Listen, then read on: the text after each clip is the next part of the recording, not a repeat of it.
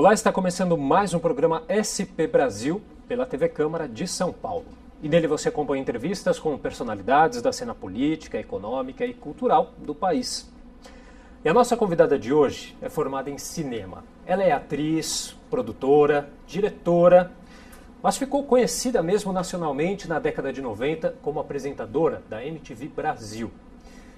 Eu estou falando, como vocês podem ver, da Marina Persson. Olá, Marina. Olá, tudo bem? Felipe, tudo bem? Prazer recebê-la. Obrigado pelo convite. Bom, como que foi o começo da sua carreira? Você ainda na época da faculdade, fazendo cinema, imaginou que trabalharia na TV, ainda uma TV musical, Na a MTV? Não. Falando de cinema? Conta um pouquinho pra gente como foi esse começo. Eu nunca tinha pensado em fazer uma carreira em televisão. Eu fiz faculdade de cinema, eu sou formada pela USP, fiz ECA, e quando eu quando eu estava me formando na ECA, veio o Plano Collor. E aí, enfim, eu era uma jovem ansiosa para fazer filmes, eu queria fazer fotografia, eu queria fazer direção. E aí eu já estava trabalhando, eu já tinha alguns contatos, eu tinha feito algumas coisas como estagiária, então eu tinha alguma familiaridade já com cinema, enfim, nas funções eu fazia assistência de câmera, que era o caminho para se fazer fotografia, para ser diretora de fotografia, e eu tinha sido assistente de direção de alguns filmes. E aí, todos os filmes que eu estava meio apalavrado para fazer foram cancelados naquele ano, por causa do Plano Collor, o fim da Embrafilme, né? Foi uma série de coisas que fizeram com que o cinema brasileiro naquele momento... Foi o sepultamento do cinema nacional. Morreu de fato.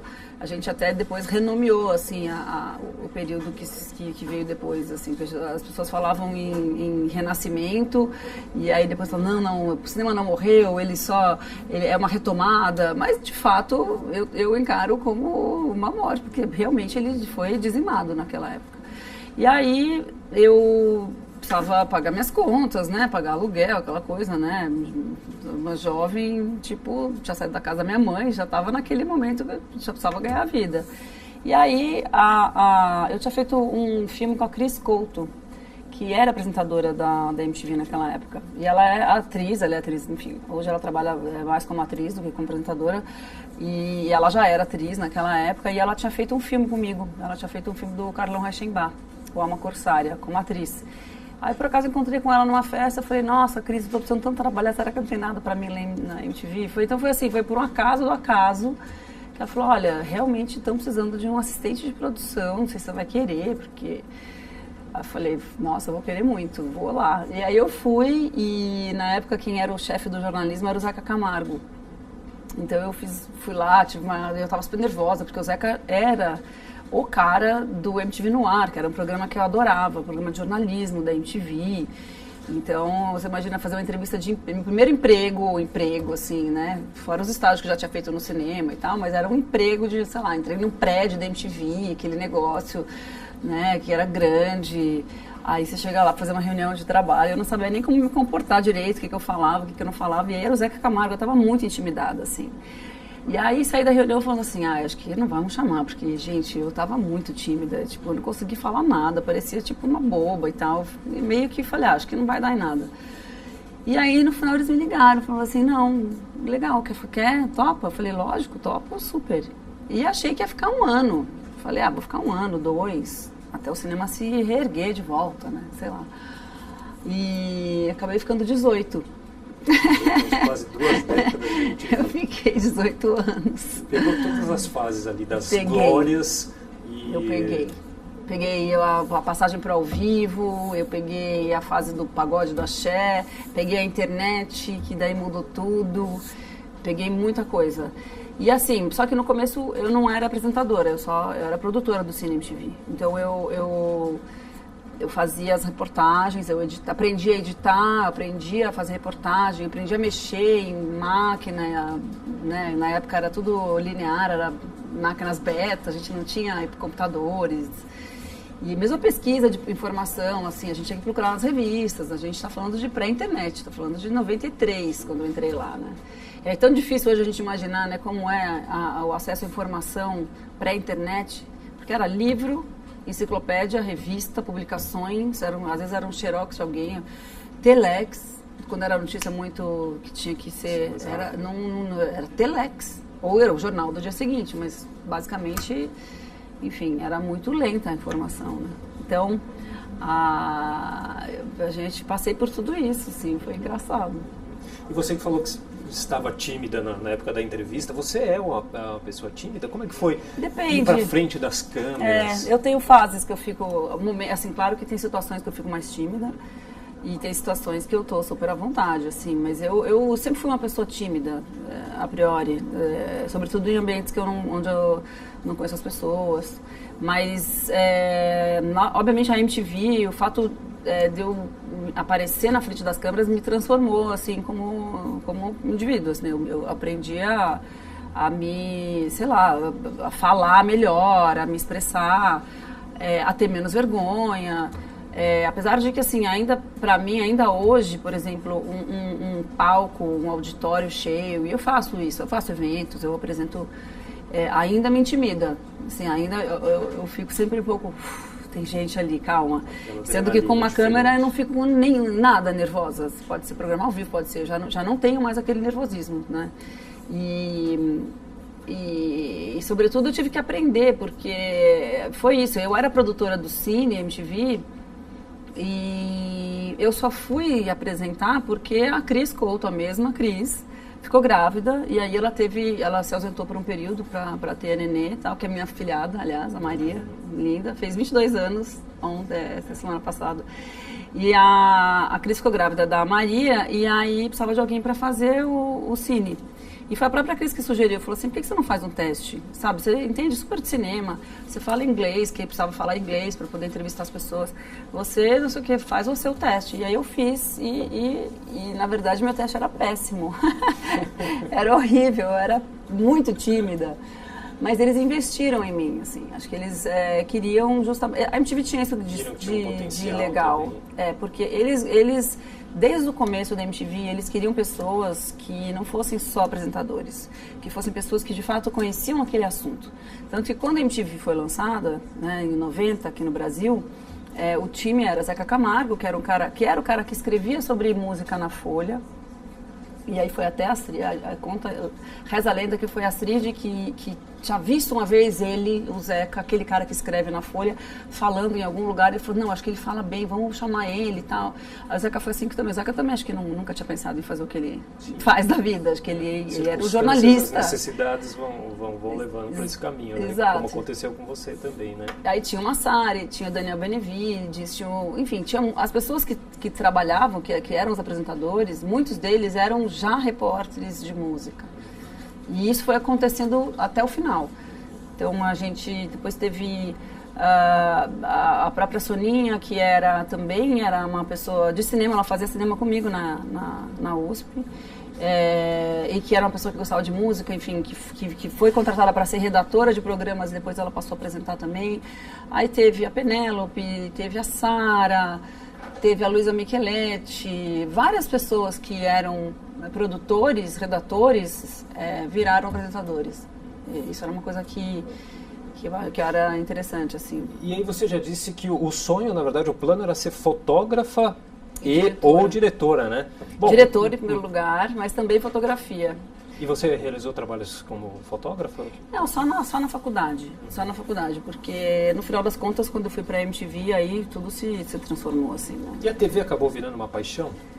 Eu gosto muito, até hoje, né? Eu nunca, depois que eu comecei a apresentar, eu nunca deixei de apresentar, né? Então, faço coisas mais ou menos, por exemplo... Agora, o tempo todo que eu estava na MTV, eu nunca também deixei de desejar fazer meu longa-metragem de ficção, e agora eu quero que sejam mais de um, né? Eu quero fazer outros. Então, eu sempre, enquanto eu estava na MTV, eu consegui fazer um documentário sobre meu pai, que é uma longa-metragem. Já tinha feito um curta. O Persson, né, que a gente vai falar aqui. Exato. Pra quem não sabe, o pai da Marina é o Luiz Sérgio Persson, cineasta também, com filmes importantíssimos aí no cinema nacional. Exatamente. E aproveito para te perguntar, o quanto que te influenciou a seguir nessa carreira cineasta e não abandonar esses projetos que você já tinha e agora você está colocando mais em prática, né? Foi isso, assim, durante todo o tempo que eu estava na MTV, eu sempre eu mantinha o meu desejo de fazer cinema ainda aceso. Aí consegui fazer esse curta, que é o Almoço Executivo. Aí já comecei a tentar levantar os recursos para fazer o longa-metragem sobre meu pai, que é o Person, que é esse que você citou. Enfim, mas foi um trabalho mais de querer prestar uma homenagem, ou foi talvez de tentar conhecer melhor a parte profissional do seu pai, já que ele faleceu, você era muito nova, né? Então, quando meu pai faleceu, eu tinha 7 anos. Na verdade, eu tinha 6 para 7, ele tinha 39 para 40, porque a gente faz aniversário meio juntos. Ele faz dia 12 de fevereiro e eu dia 15. Então, sempre tinha essa proximidade dos aniversários e tal. Quando ele faleceu, é isso, ele ia fazer 40 e eu ia fazer 7. Então, de fato, assim, essa foi uma ausência muito marcada na minha vida, né? Então, ele era uma pessoa muito presente, ele era um pai super presente na nossa vida, assim, ele era uma pessoa que, de fato, teve muita influência tanto na minha vida quanto na minha irmã, ainda que a gente tenha convivido muito pouco. E, posteriormente, com os filmes, a gente conseguiu resgatar um pouco do que era aquela figura sobre a qual eu e minha irmã, a gente cresceu ouvindo mil histórias sobre ele, falando que ele era uma pessoa incrível, que ele era uma pessoa engraçada, que ele era uma pessoa, enfim, que tinha, sei lá, comportamentos inusitados. Então tem mil anedotas, assim, as pessoas sempre... Isso foi uma sorte que a gente teve, assim, porque desde que ele morreu, assim, sempre as pessoas que conheceram ele de alguma maneira vêm falar comigo, até hoje. As pessoas vêm falar comigo, conheci seu pai era assim, seu pai era assado, aconteceu isso, esse episódio. E muitas vezes tinha histórias engraçadas, assim, tipo, porque ele era, ele era uma pessoa, tinha uma personalidade extravagante.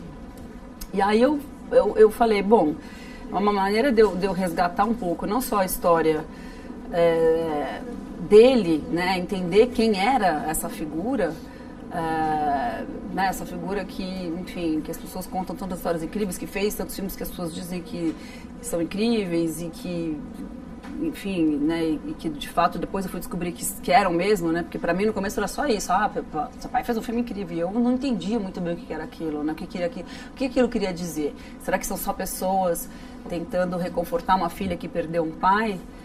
E aí quando eu entrei na faculdade de cinema é que eu entendi de fato qual que era a importância dos filmes do Person no cinema brasileiro, né? Porque a gente na escola a gente estuda os filmes dele, então isso por si só já diz bastante, né, sobre a relevância que o trabalho dele tem. Então, para mim, foi como, de uma maneira, eu tentar descobrir quem era essa figura através do trabalho dele, mas também resgatar um lado pessoal que eu tinha sido privada porque ele morreu muito cedo. E aí foi isso, foi partir para entrevistar as pessoas, amigos, pessoas que tinham trabalhado com ele. Infelizmente, ele não tinha parentes, ele não tinha irmãos, ele era filho único, não tinha primos, entendeu? Meu avô era imigrante, então, quer dizer, aqui no Brasil não tinha ninguém. É uma família que, curiosamente, assim, era uma família muito sozinha, muito solitária. Então, é muito difícil, assim, você resgatar a história de uma pessoa, sendo que todo mundo já tinha morrido. Assim, minha avó já tinha morrido, meu avô já tinha morrido. E então o que restaram era complexo. Bom, a gente vai chamar um intervalo, daqui a pouco a gente continua mais com o nosso bate-papo. O programa SP Brasil, volta já.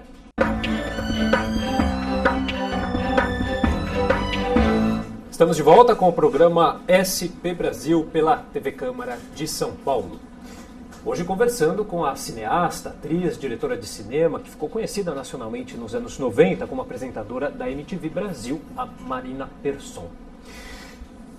Marina, você foi protagonista do filme Canção da Volta, lançado no ano passado, em 2016. Foi uma estreia como protagonista? Foi. Já tinha feito algumas participações como atriz, mas foi a minha primeira vez. E por isso mesmo foi um trabalho bem cheio de desafios. E você já tinha essa vontade de... Eu tinha, eu sempre gostei de atuar. Eu fazia teatro de menina na escola. Mesmo tímida, como eu te falei, que eu era uma pessoa muito tímida, mesmo tímida, eu sempre gostei de teatro e tal. Quando eu fui fazer cinema, para mim era uma maneira também eu nunca descartei a possibilidade de atuar além de dirigir. Porém, eu não estudei para isso. Eu acabei não tive isso na minha vida de fazer uma escola de teatro. No final das contas, isso ficou para depois. Eu acabei estudando bem mais tarde. Assim, eu acabei fazendo o CPTzinho lá com o Antunes Filho. Enfim, faço cursos de teatro até hoje e tal. Mas não sou uma atriz treinada. Então, para fazer esse filme, que era um papel super difícil, porque é uma mulher muito diferente de mim, né? Esse filme conta a história de um casal, que é um casal que está junto já há muito tempo. Eles têm 2 filhos. E ela é uma suicida em potencial, né? É uma mulher que tem, enfim, um problema de depressão muito grave e ela tenta o suicídio mais de uma vez. Então o filme começa com uma das vezes em que ela está voltando para casa logo depois de tentar o suicídio. Então, que já não é a primeira vez. A gente não sabe quantas vezes ela tentou, mas é isso. Você entende ao longo do filme que aquilo não é a primeira vez que acontece.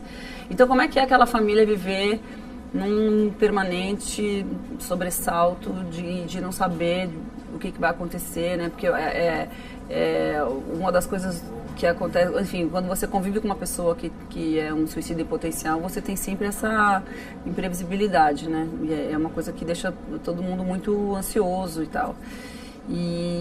Mas o filme, na verdade, não é sobre isso. Ele começa falando sobre isso, mas ele se desenvolve para um outro lado que ele vira completamente, assim, eu não posso falar muito, senão dar spoiler para quem não viu, mas ele, na verdade, ele tem uma inversão, assim, de expectativa, né? Você acha que o filme vai falar sobre essa mulher, sobre a depressão dela, e não é isso que acontece, na verdade, você vê que ela tem uma virada. Você que teve interesse em fazer esse personagem, ou você foi mais escolhida para esse papel? Como é que foi? Porque o diretor é seu marido também, né? Foi, então. Quando o Gustavo, o diretor do filme, quando ele começou a escrever o roteiro, a gente já estava junto, então a gente trocava muita ideia sobre o filme todo. Assim. Eu li a primeira versão do roteiro, a segunda, a terceira, a gente foi ajudando, até porque a gente tem a nossa relação...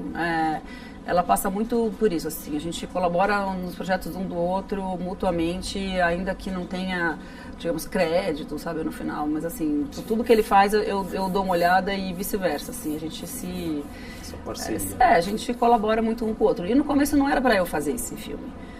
A gente chegou a elencar várias atrizes que poderiam fazer e tudo mais. Mas eu fui me envolvendo com aquele roteiro, fui me envolvendo. Aí, nesse meio tempo, a gente fez um curta-metragem e eu como atriz, era uma história que ele tinha e que ele queria filmar rápido, ele queria... Aquelas coisas, né? Você quer fazer um filme e aí você tem lá as possibilidades, porque a gente tem uma produtora. E aí, falou, vamos fazer você nesse papel. E deu super certo.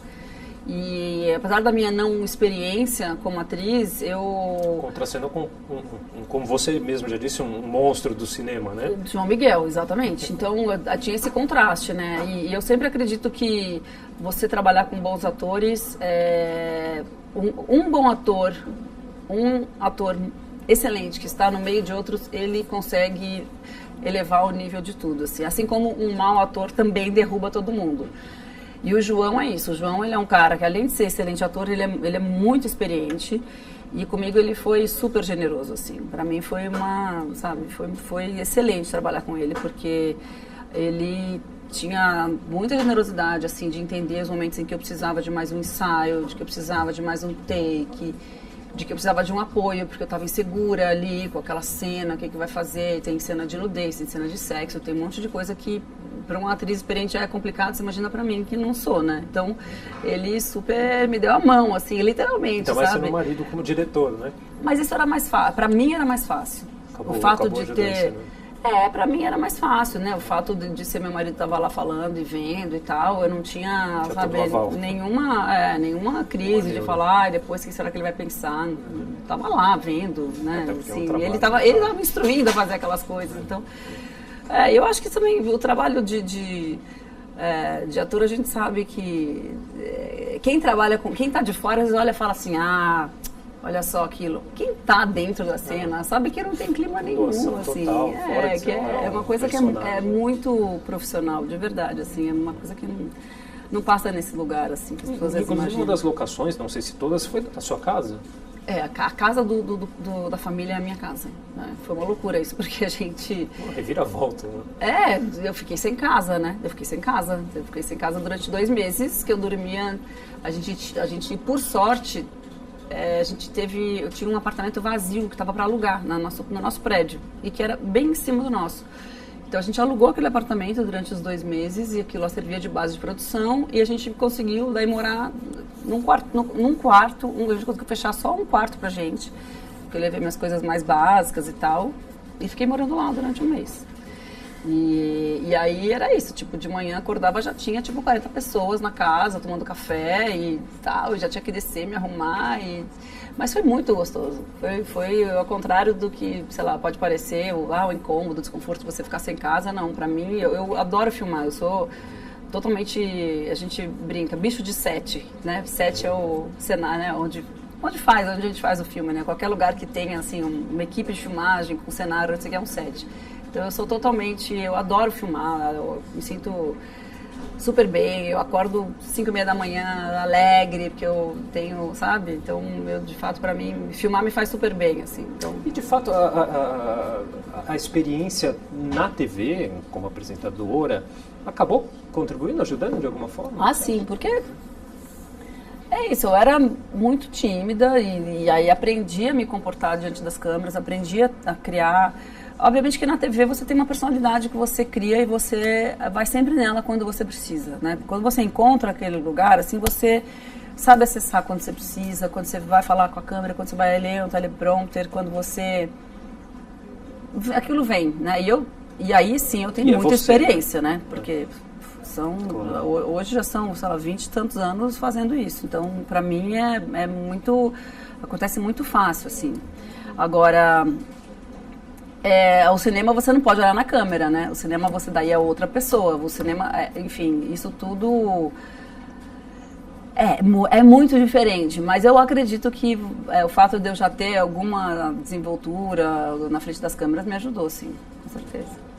E foi mais fácil ou foi mais gostoso do que ser diretora? Experiência que você teve também, que a gente... Vou deixar para falar mais para sempre, mais para frente, mas vamos lá, vamos começar do filme Califórnia, que você dirigiu em 2015. Foi. Na verdade, olha, foi bem louco, porque assim, a gente filmou os dois bem junto. A gente filmou Califórnia em março e abril de 2014 e o Canção da Volta em julho de 2014. Eu tive 2 meses para sair de um e entrar no outro. E a experiência como diretora... Foi muito intensa por várias razões. Primeiro, que era meu primeiro longa-metragem de ficção. Segundo, que era uma história um pouco autobiográfica. Quer dizer, a história em si não, mas muitos elementos do filme eram autobiográficos porque falava de adolescentes em São Paulo nos anos 80. E aí tinha muito da minha própria história ali. Então eu revisitei minha adolescência, né, de uma certa maneira, de uma maneira super intensa. Assim, eu filmei no colégio onde eu estudei. Foi a menina que faz a personagem principal é muito parecida comigo, usou algumas das minhas roupas da época que eu guardei, alguns dos materiais que eu guardei, agenda, sabe, esse tipo de coisa. Então foi assim uma volta ao passado, uma revisitação. Então foi um trabalho muito, muito, muito intenso. E aí eu tive que sair desse papel de diretora para o papel de atriz, num papel difícil, de uma mulher muito diferente de mim. Então foi um ano incrível para mim, foi um ano de transformação total. E eu gostei muito de fazer as duas coisas. O que eu não sei como é que as pessoas conseguem é fazer as duas ao mesmo tempo, sabe? Diretores, atores, eu não sei como eles conseguem, porque é um trabalho tão intenso, tanto para um lado quanto para outro, que eu falo, gente, eu não sei, claro que eu acho que é possível porque eles fazem, mas eu acho que tem que ter já, acho que muito mais treino, sabe? Você tem que ter, exatamente, tem que ter aí uma estrada percorrida já para você ficar bem à vontade nas duas coisas, porque senão eu não consigo imaginar, eu acho uma loucura. E o filme Califórnia, como você disse, é praticamente uma autobiografia, né? Traz muito essa questão da descoberta sexual da adolescente e também fala um pouquinho da questão da descoberta da AIDS, né? E você viveu isso na pele. Então... ele, como eu falei, né, o filme não é autobiográfico na história, né? Ele tem elementos que são autobiográficos, porque eu fui uma adolescente nos anos 80 em São Paulo. A questão da AIDS era uma coisa que marcou muito a minha geração. A minha geração foi a primeira geração que iniciou a vida sexual junto com a descoberta da AIDS. Se a gente pensar que a AIDS foi nomeada, né, em 82, a primeira vez que falaram, olha, chama isso, né? E 84, que é a época do filme, são 2 anos. Então, o que a gente sabia é que era uma doença terrível, que matava muito rápido, que tinha um estigma muito forte, assim, de promiscuidade. As pessoas acreditavam no começo que ela estava ligada aos homossexuais exclusivamente, e enfim, eram muitos conceitos errados, enfim, que hoje a gente entende que são errados, mas que causavam muito medo, né? Então era isso, a gente tinha uma nova doença violenta que matava muito rápido, que estava ligada ao amor e ao sexo, e a gente e muitas na minha geração é isso, não conhecia o sexo, a gente não conheceu o sexo sem AIDS, basicamente. Então, eu queria que isso estivesse no filme de alguma forma. Mas o filme não é sobre isso, né? O filme é muito mais sobre essa menina que deixa de ser criança e vira uma mocinha, como a gente diz. O filme começa com a primeira menstruação dela e vai até a primeira relação sexual. Então, quando ela deixa de ser uma adolescente para daí virar uma mulher, né? Vamos deixar para contar um pouquinho mais da história desse filme no próximo bloco, o nosso tempo já acabou. A gente vai para um rápido intervalo, daqui a pouco a gente volta com mais SP Brasil. Até já.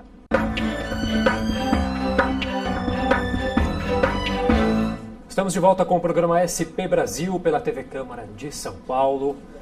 E hoje conversando com a cineasta, atriz, diretora de cinema e que ficou conhecida nacionalmente nos anos 90 como apresentadora da MTV Brasil, a Marina Persson. Marina, no último bloco a gente falava sobre o filme que você dirigiu, Califórnia, tratando um pouquinho a questão da AIDS, mas que não entrou como um elemento principal do filme, essa não era a sua ideia, né? Qual que era a proposta, o objetivo, qual a ideia principal do filme? A ideia era falar do ponto de vista feminino, né? As transformações que uma garota nos anos 80 passava, né? No caso essa menina que passou, do momento em que ela deixa de ser criança para virar uma adolescente e depois não é mais uma adolescente para finalmente ser uma mulher, né? Estava falando que o filme são os 2 períodos que marcam o começo e o final do filme, a primeira menstruação dela até a primeira relação sexual. Então tudo que se passa nesse meio tempo, numa época em que a AIDS enfim, passou a ser uma realidade, e também no momento político do Brasil, com as diretas já, né? Foi o momento de abertura, depois de 20 anos de ditadura militar, a gente finalmente teve a possibilidade de ver o Brasil se redemocratizar. Então, para mim, era muito importante que isso fosse também marcado, apesar de que o filme não é sobre política, né? Ele tampouco é sobre isso, assim, o que me interessava mais era contar a história na visão dessa menina, né? E trazer o ambiente dos anos 80, porque o que acontece é que, assim, é uma história que poderia se passar em qualquer época, em qualquer país. Mas o que a gente achou legal e que, na verdade, foi o que pegou os adolescentes e tal, é que ser adolescente nos anos 80, apesar das questões serem as mesmas, é muito diferente, né? Por conta da tecnologia, assim. A maneira como as pessoas se relacionam hoje em dia mudou muito por causa da tecnologia. Mudou muito por causa do celular, do WhatsApp, do Facebook. A gente, enfim, essa facilidade que as pessoas têm de se falar eletronicamente é uma coisa que a gente não tinha e no entanto, uma facilidade que também ela cria um distanciamento, né? Porque uma das coisas que eu acho que... Diz que ela aproxima quem está distante, mas distancia quem está próximo. Não, eu digo assim, você tem a ilusão de que você está próximo daquela pessoa porque você se comunica com ela por mensagem de WhatsApp, ou por Facebook, ou por, enfim, né? Mas essa facilidade faz com que você não encontre tanto aquela pessoa e que você não converse tanto com aquela pessoa pelo telefone como a gente fazia. Nosso jeito de conversar era ficar pendurado horas e horas e horas no telefone. E às vezes era um telefone, né, um telefone para a família inteira na casa. E aí ficava o telefone ocupado horas, entendeu? E aí tinha a história do irmão que pega a extensão para ouvir e tudo mais, né? São coisas que eu fiquei em dúvida se os adolescentes de hoje iriam entender isso. E eles não só entendem, como eles ficam, assim, querendo, sabe, falar, nossa, que legal, né? Porque as pessoas não falam hoje no telefone, né? E essa questão, assim, essa maneira de você se relacionar com alguém só por mensagem à distância, isso elimina uma etapa que é muito importante, que é a da empatia, né? Então, é por isso que hoje a internet está tão cheia de haters e ofensas e coisas horrorosas e tal, é porque as pessoas não têm que se ver com aquela, com a reação do outro, né? Então você vai chegar para alguém e vai falar assim, ah, você é burro, você não sei o quê. Se você fala na cara da pessoa, você tem que se ver com a reação dela, para a pessoa ficar chateada, né? Quando você bota aquilo lá no, sabe, no Facebook, num comentário de um post que a pessoa fez, ou num grupo de WhatsApp e faz alguma ofensa, alguma brincadeira, né, sem graça e tal, a pessoa não vê a cara do outro, né? E isso eu acho que mudou muito a relação, assim, que as pessoas têm com as outras, sabe? Você falou que a intenção também não era falar de política. Como que você lida com essa questão política? Você gosta de falar de política? Hoje em dia? Hoje em dia acho que ficou uma coisa meio... não dá para escapar, né? Eu acho que é inescapável. A gente não... Eu não sei, eu tenho muitos amigos, assim, que sempre sei lá, se gabavam de, não, política não interessa, política é uma coisa chata, política é só... Mas eu acho que hoje em dia a gente não tem como fugir, né? O mundo ficou muito político, assim, ficou muito polarizado. Se por um lado, acho que a situação toda, né, que é muito crítica, assim, forçou as pessoas a se informarem e se politizarem de uma certa maneira, também polarizou de um jeito um pouco producente, eu digo, assim, porque... É muito fácil você rotular, né? Você é de direita, você é de esquerda, então a sua posição, ela que seja, qualquer opinião que você tenha, isso não vai combinar com a minha e não me interessa. E o diálogo está muito difícil, virou uma guerra. E o resto do mundo não está mais fácil que aqui, né? Então, eu não sei. Mas hoje em dia eu me interesso muito, assim, eu discuto muito mais política do que... sei lá, 10 anos atrás, 12 anos atrás, não sei. Bom, e muitos dos seus projetos, o próprio filme Califórnia mostra isso, tem uma identidade muito grande com situações que você viveu, né? Você realmente gosta mais de trabalhar com situações que permeiam a sua vida? Eu acho que, enfim, quando você... quando você tem a vivência daquilo, você tem uma certa propriedade, né, para falar. E eu não sei, os meus próximos projetos, eles não têm a ver com a minha biografia, necessariamente, assim, mas são coisas que eu vi, ou coisas que de alguma maneira me chamam a atenção e que me interessam. Então, sempre eu acredito que mesmo que a história não tenha a ver exatamente com a sua vida diretamente, ela fala de você, porque é o seu pensamento, são os seus princípios, é a sua ideologia, é a maneira como você vê o mundo, né? Agora é isso, você tem isso maior ou menor grau, né? No caso da Califórnia foi muito intenso porque, de fato, eu coloquei muita coisa...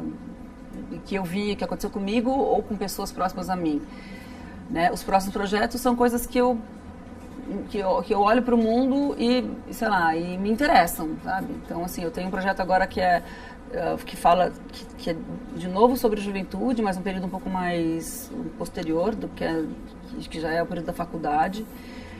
Coincidentemente, agora eu fiz um documento, depois de ter escrito esse projeto eu fiz uma série documental para HBO, eu dirigi, que vai ao ar no ano que vem, agora está em fase de edição, que é justamente sobre esse período, o período da vida na universidade. Tem um outro projeto que fala um pouco mais sobre identidade, mas enfim, são coisas que me interessam de alguma maneira, sabe? E falando em identidade, tem também essa identidade muito forte com o público jovem, né? Isso é uma coisa que eu construí, acho que na época da MTV, né? Eu gosto muito desse... Né? Persiste, me interessa muito. Os jovens me interessam muito, assim, porque eu tenho um fascínio, eu acho, desde sempre, acredito, desde quando eu era jovem, né? E aí talvez uma facilidade também para falar, né? E acho que os anos todos na MTV me fizeram ter criar um vínculo, né? Com essa época da vida, com essa fase da vida, né? Então as pessoas, que nem você que assistiu MTV quando era adolescente, né? Hoje já não são mais adolescentes e tal, mas a adolescência de hoje também me interessa. Eu me sinto ainda conectada com esse período adolescente, ainda que os adolescentes de hoje não tenham me visto na MTV. É curioso isso. Eu acho que é o período da vida que me interessa mesmo, sabe? Agora, não que eu não me interesse por outros períodos, claro. Assim, é que esse, de fato, eu acho que pelo fato de eu ter trabalhado tanto tempo na MTV. E mudou muita coisa, claro, do público jovem, né, lá dos anos 90 para cá, né? Uhum. Você acha que para melhor, para pior? Acho que é um difícil, pouco né? Amplo, né? Falar. É difícil, porque acho que a gente tem que viver nos tempos que a gente tem que viver sem ficar pensando... Agora, isso que eu te falei, né, sobre o jeito que as pessoas se comunicam hoje, isso é uma coisa que me preocupa, assim. E me preocupa também essa dependência digital, sabe? Essa falta de vivência real e das pessoas estarem muito conectadas com o mundo artificial, né, esse mundo digital. Fica viciada em joguinho, fica viciada em se comunicar pelo WhatsApp ou pelo Facebook.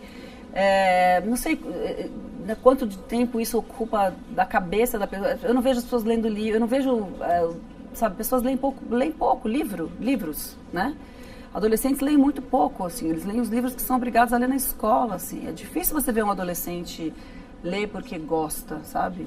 Eu, por exemplo, eu era uma leitora, para mim, eu era uma adolescente que eu amava ler, entendeu? Eu era uma criança que gostava de ler e acho que isso fez com que eu seja uma pessoa que eu sou hoje. Assim, eu fico preocupada com essa falta de você visitar outros mundos de um jeito, sabe, pela literatura, por exemplo, né? Porque o cinema é incrível, mas o cinema, a sua imaginação, ela vai até um certo ponto, né? Porque você entra numa história que ela tá lá toda construída.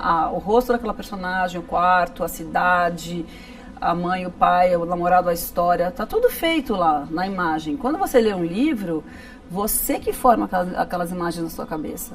Né? E quando você deixa de ler livros, você deixa de exercitar a sua imaginação, né? Então, eu fico preocupada com essas coisas, assim, sabe? De falar, eu acho que as pessoas perdem muito tempo com internet, com Facebook, com joguinhos, com WhatsApp, com grupos de WhatsApp, eu acho. Mas tem algumas partes boas da tecnologia também, que depois Sim, a gente vai conversar. Eu sou uma pessoa bloco. totalmente... Eu sei que você tem facetas também. Não, eu sou nessa super área da tecnologia. A gente vai guardar para o último bloco do programa SP Brasil. A gente volta já.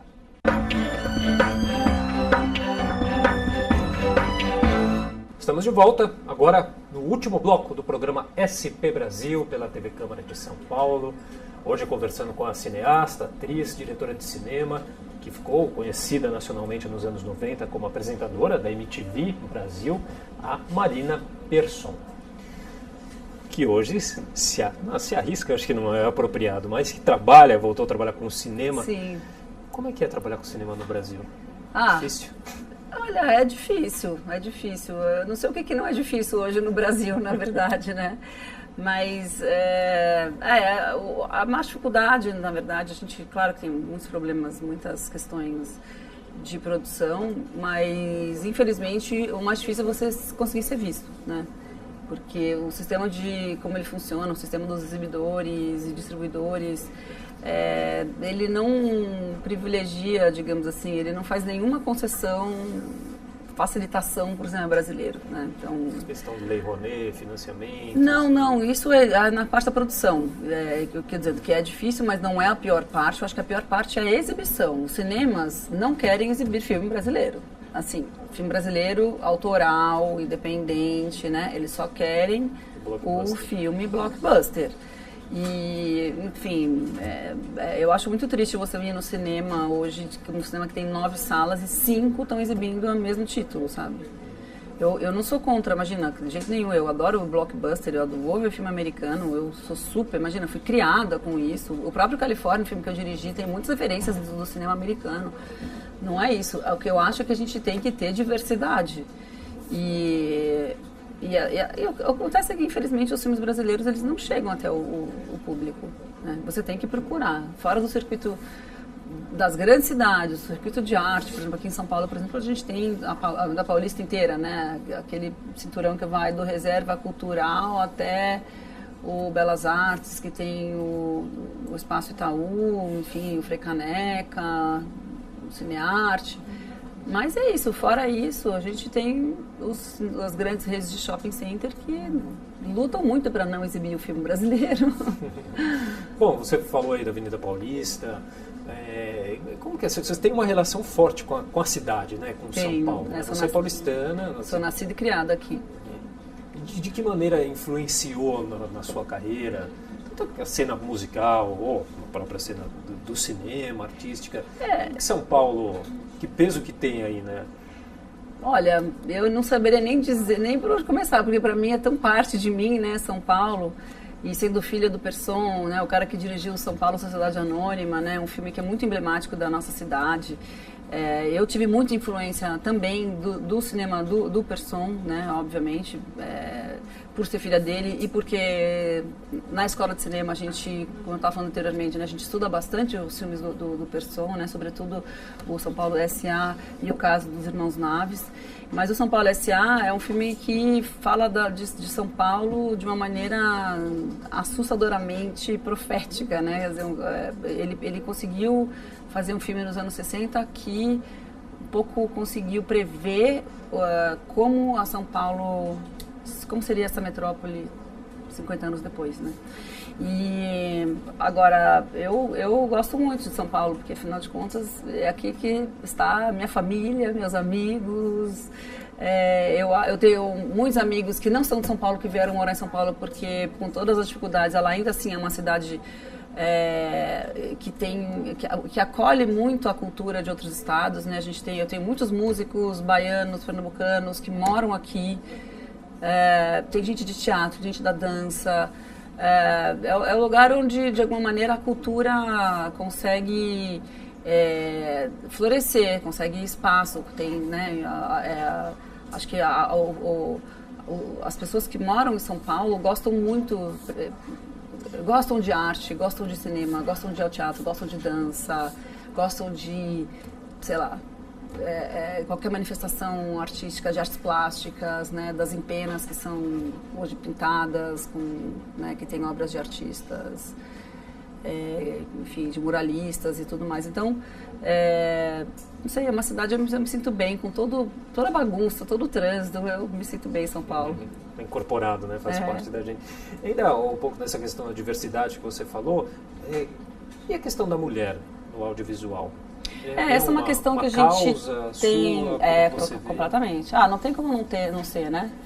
Não tem como não ser assim, porque o cinema ele é uma profissão que ainda privilegia os homens, né? Sobretudo os diretores. Porque, por exemplo, enquanto nas escolas de cinema você tem 50% de mulheres e de homens, né? Os alunos e alunas, quando você chega no mercado, quando você chega já nos filmes que são distribuídos comercialmente, o número de diretoras cai muito, né? Ele vai para, isso varia, tá? Mas assim, de 12% a 17%, dependendo do ano. Um bom ano é um ano que tem 17% dos filmes dirigidos por mulheres, né? E o que a gente quer chegar a 50%.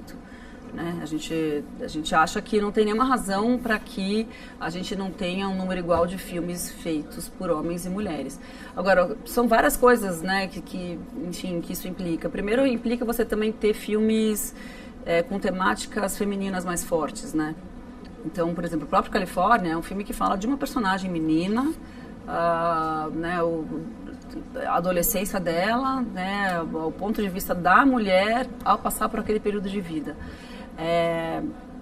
Quando você tem, por exemplo, nos festivais de cinema, né, você tem lá uma comissão de seleção formada só por homens, você automaticamente já está eliminando a possibilidade de você ter 50% de filmes dirigidos por mulheres e por homens, por exemplo, porque é diferente, né? Muitas vezes não é uma questão assim de falar assim, o filme dirigido por mulheres isso não me interessa, mas é porque às vezes a temática não faz, para aquele homem aquilo não faz nenhum sentido, e para uma mulher sim, né? Então, a nossa luta é que a gente tenha sempre, em todas as comissões de seleção, tanto para projetos, para editais, quanto para festivais de cinema, que a gente tenha sempre homens e mulheres em número igual. Assim. E o nosso objetivo é um dia ter o mesmo número de filmes dirigidos por mulheres e por homens no mercado, sabe? Bom, voltando um pouquinho àquela questão que a gente estava conversando. É uma questão, sim. É uma luta nossa. Ok. Uma outra questão que a gente havia falado da tecnologia, das redes sociais. Você se aventurou aí no YouTube com um canal aí, o programa Marinando, é isso? É o canal Marinando. Cozinhava? A gente está dando uma pausa. Não, eu cozinho ainda. Cozinhava e conversava, ao mesmo entrevistava. Eu adoro fazer. É que eu sou aquariana, então às vezes eu tenho que dar um tempo das coisas. É por isso que o cinema funciona para mim, porque cada filme é um filme, é tudo muito diferente uma coisa da outra, então você acaba não se cansando, assim, né? E o Marinando, eu adoro fazer, mas eu fiquei num período muito atribulada com outros projetos e tal, e a gente está ensaiando uma volta. Mas ele nasceu da vontade de falar, sei lá, a gente brinca, meu lado B, de falar de coisas que eu gosto, que é alimentação saudável, uma cozinha rápida, vegetariana, fácil, gostosa, então ainda, né? É isso, é o meu xodózinho. E como é que foi se adaptar a essa nova mídia aí na internet, YouTube? É muito bom, né? Porque o YouTube você tem autonomia completa, assim, do que você vai fazer, do que você não vai fazer. Você que manda e desmanda, né? Você faz exatamente o que você quer e do jeito que você quer. Agora, a questão é que, assim, você tem hoje uma profusão de pessoas fazendo coisas muito parecidas. Então, por exemplo, eu fico um pouco perdida quando eu quero achar alguma coisa, sabe? O que eu vou assistir na internet? Então, eu gosto do Porta dos Fundos, sabe? Assim, tipo, Jut. Eu tenho os meus coisas favoritas, que eu não assisto sempre, mas, assim, de vez em quando eu vou lá dar uma espiada e tal. Mas a internet tem um pouco esse problema, assim, de que você falta... Para mim, falta uma curadoria, falta um direcionamento. É diferente de você, por exemplo, ligar a MTV, como era, e você tinha tudo ali no mesmo canal, meio que você já sabia os programas, então, né, você tinha música, você tinha cinema, você tinha rock, você tinha pop, você sabia onde se encontrar e você tinha aquele time de pessoas que te apresentavam coisas, né, que te apresentavam o mundo de um certo jeito. Por isso que quando essa MTV Brasil que a gente estava falando, né, aqui eu fiz parte e tal, quando ela acabou... Que saudade. Então, ela deixou um negócio que, eu não sei se ela hoje ela funcionaria, sabe? Exato. Porque ela era um pouco essa... isso as pessoas não falam muito assim, era um pouco esse farol, as pessoas não tinham... onde buscar essa informação. Ela era uma espécie de ponte para o resto do mundo, né? Mundo pop, para o mundo jovem, tanto de comportamento quanto de música, de cultura, de cinema. Então... Bom, já está chegando ao fim da nossa entrevista, mas vamos falar um pouquinho, vamos recapitular um pouquinho dos projetos atuais e projetos futuros, tanto na área do cinema, TV. Como é que está a agenda? Olha, você tem uma produtora, né? Como você eu tenho uma produtora. A gente tem muitos projetos, assim. Como falei, eu acabei de dirigir agora uma série documental para a HBO sobre universidades, sobre vida nas universidades brasileiras, na verdade sobre violência dentro das universidades brasileiras. Ela vai ao ar em 2018. Isso não foi pela minha produtora, foi por uma outra produtora, mas esse é o meu projeto como diretora próximo. Tem um projeto de ficção. Tenho 2 projetos de ficção como diretora e Bom, é isso, né? Já ocupou bastante tempo, mas Continua na TV, né? Eu estou fazendo agora o Arte 1, estou fazendo o Magazine Arte 1 com o The New York Times, que é um programa que, enfim, dentro do Arte 1, né, que reproduz o que os vídeos do New York Times, que eles produzem, que são incríveis, e que é a primeira vez que eles fazem alguma parceria com alguma TV no mundo inteiro, aqui no Brasil, então é super legal. E é no Arte 1, que é esse canal incrível, que é o canal, né, que é aquela coisa que, enfim, qualquer hora, qualquer momento você liga e tem alguma coisa interessante passando, enfim, eu acho o Arte 1 realmente E é uma coisa de resistência também, um pouco também, né? Quer dizer, num mundo que você tem uma profusão de coisas acontecendo e os canais que exibem todo tipo de coisa, você tem um canal inteiro dedicado só à arte, né? Dança, música, cinema, eu acho incrível, eu acho realmente, estou de parabéns. Então eu gosto muito de trabalhar lá, né? Eu acho um canal muito legal. Bom, continuaremos vendo aí Marina então é isso, Persson cinema, na TV, cinema. Quem sabe fazer uma peça, não sei. Uma peça, exatamente. Eu gosto muito de teatro, quem sabe. Nunca fiz como atriz. Aí, novos caminhos. Tá ótimo. Bom, foi um prazer entrevistá-la. Muito obrigado, viu? Eu que agradeço. Obrigada. O programa SP Brasil de hoje vai ficando por aqui. Muito obrigado a você que nos acompanhou. Um abraço e até a próxima.